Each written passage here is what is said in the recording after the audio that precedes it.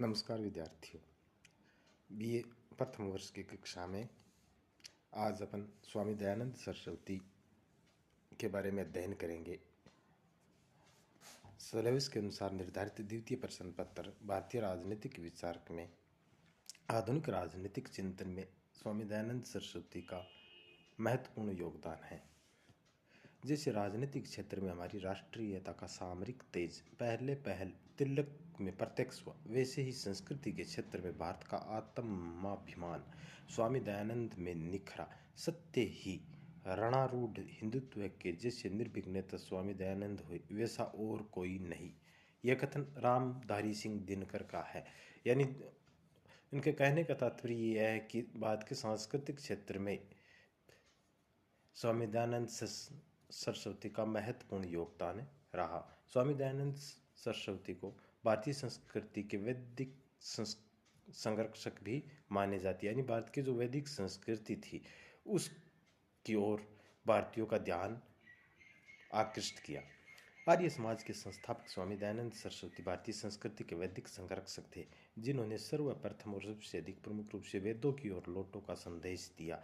उन्होंने भारत और हिंदू धर्म को नवजीवन प्रदान किया। यानी उस समय जो भारतीय में जो हिंदू धर्म था कई अंधविश्वासों रूढ़ियों से ग्रस्त हो गया था, तो उन्होंने हिंदू धर्म में जागरण का काम किया। वे एक साथ ही संत, समाज सुधारक और देशभक्त थे। वैदिक धर्म और संस्कृति को पुनर्जीवित करना उसका एकमात्र ध्येय था। उन्होंने भारत की खोई आत्मा को ढूंढ लिया और उसे राष्ट्रीय जीवन की प्रमुख शक्ति बना दिया। उन्होंने हीनता की भावना से ग्रस्त और यूरोपीय विचारों में पागल बनी भारतीय जनता को अतीत का गौरव दिखाकर हिंदू धर्म को सर्वोत्तम बतलाकर उनमें अपूर्व आत्मविश्वास भर दिया। यानी उस समय लोगों के प्रति जो भावना, यूरोप के प्रति झुकाव था, तो उन्होंने भारत के जो अतीत का जो संस्कृति थी, अतीत का जो गौरव था, उनको लोगों के सामने प्रस्तुत करके यह बताने का प्रयास किया कि हमारी जो संस्कृति है, हमारा जो धर्म है, वो अन्य धर्म से सर्वश्रेष्ठ है। अब पढ़ते हैं स्वामी दयानंद सरस्वती का जीवन परिचय। दयानंद सरस्वती का जन्म काठियावाड़ की मोरवी रियासत में टंकारा नामक स्थान पर 1824 ईस्वी में एक मध्यम वर्गीय ब्राह्मण परिवार में हुआ। इसका मूल नाम मूल शंकर था। मूल शंकर पर अपनी स्नेहमयी माता का प्रभाव ही अधिक पड़ा। पिता परंपरावादी व्यक्ति थे और पुत्र से आशा करते थे कि वह परिवार के धार्मिक संस्कारों को अपनावे। 14 वर्ष की आयु में ही पिता ने उन्हें प्रथम शिवरात्रि का व्रत रखने तथा रात्रि जागरण का आदेश दिया। व्रत पिता के आदेश पर रखा गया, लेकिन व्रत की महत्ता की कथा सुनकर और उत्साहपूर्वक वातावरण में बालक के मन में व्रत के प्रति श्रद्धा भाव ने जन्म ले लिया। रात्रि के नीरवतापूर्ण वातावरण में बालक मूल शंकर की दृष्टि शिवमूर्ति और शिवलिंग पर टिकी थी, जिन्हें शक्ति का प्रतीक बतलाया गया था। बालक ने जब चूहों को शिव की मूर्ति पर उछल कूद करते देखा, तो शिव मूर्ति और शिवरात्रि व्रत के प्रति प्रयत्न पूर्वक उत्पन्न किया गया समस्त श्रद्धा भाव तिरोहित हो गया। यानी कहने का तात्पर्य है कि उनके पिता जो परंपरावादी विचारों के थे, उन्होंने शिवरात्रि के व्रत रखवाया था, लेकिन जब उन्होंने शिव की मूर्ति पर चूहे को उछल कूद करते देखा, तो उसके मन में एक अलग भाव जागृत हुआ। यानी उनके प्रति जो श्रद्धा थी मूर्ति पूजा के प्रति, वो उसको ऐसा महसूस हुआ कि इसमें जीव नहीं होता है। इस छोटी सी घटना से एक आघात के रूप में उन्होंने जीवन को प्रभावित किया। इसका तर्कपूर्ण मन इस बात को स्वीकार नहीं कर सका कि पत्थर का यह पिंड ही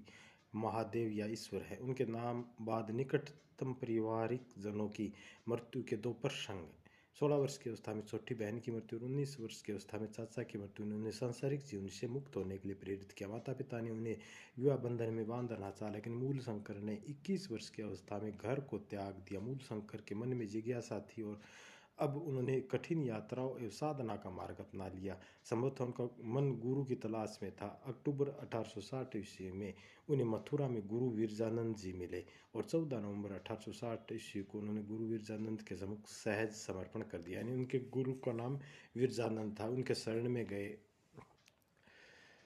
यह समर्पण समस्त विश्व के लिए कल्याणकारी सिद्ध हुआ। अब उसे स्वामी दयानंद का नाम दिया गया। यानी उनका मूल नाम जो मूल शंकर था, अब उस गुरु विरजानंद के शरण में आने के बाद में उसका नाम स्वामी दयानंद पड़ गया। लगभग 3 वर्ष तक गुरु के चरणों में बैठकर उन्होंने साधना के साथ ज्ञान अर्जन किया। 1863 ईस्वी में धर्मोपदेश के लिए विदा करते हुए उन गुरु ने संदेश दिया, देश का उपकार करो, सत्शास्त्रों का उद्धार करो, मत मतांतरों की अविद्या को मिटाओ और वैदिक धर्म फैलाओ। गुरु के आदेश और उपदेशों को लेकर स्वामी जी ने संपूर्ण देश की यात्रा की। वैदिक धर्म की रक्षा का प्रश्न उसके सामने सबसे अधिक प्रमुख था। स्थिति यह थी कि भारत का धार्मिक जीवन एक तरह और अंधविश्वास और कुसंस्कारों से ग्रस्त था, दूसरी ओर वैदिक धर्म पर इस्लाम और ईसाई धर्म दोनों के द्वारा भारी प्रहार किए जा रहे थे। इस स्थिति में वैदिक धर्म के अनुयायी अपना गौरव और अपना साहस खोकर आत्महीनता से ग्रस्त हो गए थे। स्वामी जी ने इस स्थिति को दूर करने का संकल्प किया। यानी ऐसे संकट की घड़ी में जब देश की संस्कृति और धर्म पर अन्य धर्मों और विदेशी ताकतों का प्रहार हो रहा था, ऐसे समय में उन्होंने लोगों के मन में जो हमारी अपनी पुरानी संस्कृति वैदिक धर्म के प्रति लोगों को जागृत किया और उन विदेशी संस्कृति पर प्रहार किए। वेदों को धर्म का मूल आधार सिद्ध करने और मूर्ति पूजा का विरोध करने के लिए उन्होंने सनातनी पंडितों और अन्य धर्मगुरुओं से शास्त्रार्थ में भाग लेना पड़ा। ऐसे सभी अवसरों पर उनकी जीत हुई। धर्म प्रसार और यात्रा क्रम में अक्टूबर 1874 में स्वामी जी बम्बई पहुंचे और 10 अप्रैल 1875 के दिन बम्बई में प्रथम आर्य समाज की स्थापना की। इसके लगभग 2 वर्ष बाद लाहौर में आर्य समाज की स्थापना की। इसी समय आर्य समाज का विधान बना और देश के विभिन्न भागों में आर्य समाज की शाखाएं स्वतः ही स्थापित होने लगी। तो यहाँ ये जानकारी आवश्यक है कि 1875 में बम्बई में आर्य समाज की स्थापना स्वामी दयानंद सरस्वती ने ही की थी। एक तरफ स्वामी जी का ध्यान आर्य समाजों के संगठन की तरफ केंद्रित था, तो दूसरी तरफ वैदिक धर्म और संस्कृति के प्रसार में भी पूरी शक्ति के साथ संलग्न थे। इस क्रम में विदेशी रियासतों के नरेशों को भोग के साथ त्याग और अपनी प्रजा के हित चिंतन की शिक्षा देने में भी पीछे नहीं रहे। 17 मई 1883 में वो जोधपुर पहुंचे और जोधपुर नरेश जसवंत सिंह को वेश्या नन्नी बाई के प्रेम में लिप्त देखकर जब उन्होंने नरेश को प्रताड़ित किया, तब उन्हें वेश्या ने षड्यंत्र रचकर स्वामी जी को दूध में विष पिला दिया। 30 अक्टूबर 1883 ईस्वी को उनका देहावसान हो गया।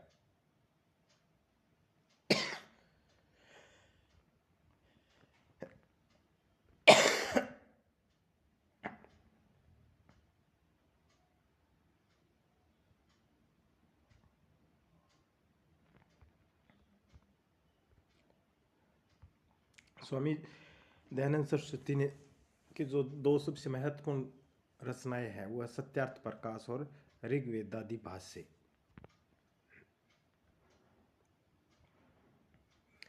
स्वामी जी के समस्त चिंतन का मूल स्रोत और आधार वेद ही था। जैसा कि अपन पहले अध्ययन कर चुके हैं कि वो वेदों के प्रति उनका बहुत गहरा विश्वास था।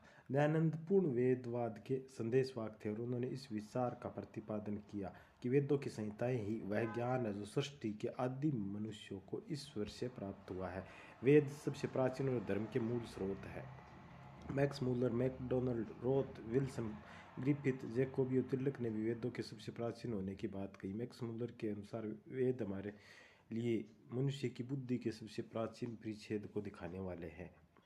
तो इस प्रकार स्वामी दयानंद का यह निश्चित मत था कि नैतिक जीवन जीने के लिए यदि हम वेदों का मार्ग ग्रहण करें तब निश्चय ही संपूर्ण मानवता का कल्याण हो सकता है। यानी कहने का तात्पर्य यह है कि स्वामी जी का विचार यह था कि हम अगर वेदों का अनुसरण करें तो संपूर्ण मानव जाति का कल्याण हो सकता है। वेद आदि और उद्गम है, उसके अध्ययन से हमारा जीवन पूर्ण और श्रेष्ठ हो सकता है। नैतिक पुरुषार्थ के प्रतीक है तथा वह ज्योति प्रकाश की पुंज है जिससे समस्त भारत अतीत में आलोकित हुआ। यानी हमारा प्राचीन भारत, तो हमारी प्राचीन जो संस्कृति उसको